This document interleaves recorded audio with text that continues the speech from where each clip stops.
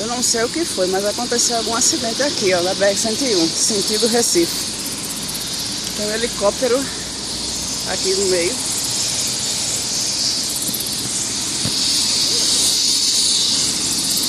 Nossa,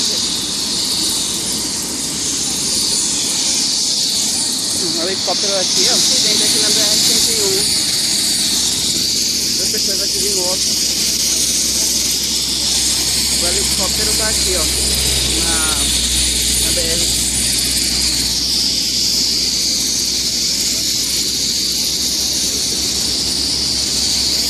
No sentido Recife. Agora é a hora que o pessoal tá colocando a vítima ali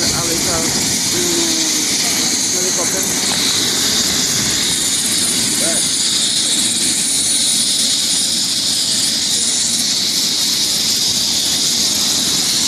Acidente aqui na BR-101, sentido Recife.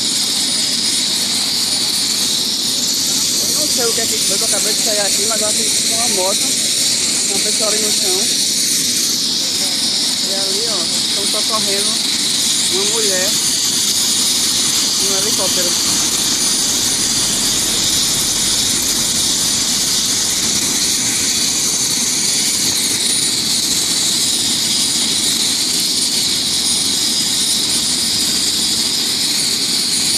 Acidente de moto na BR-101, sentido Recife. Tem uma pessoa ali no chão.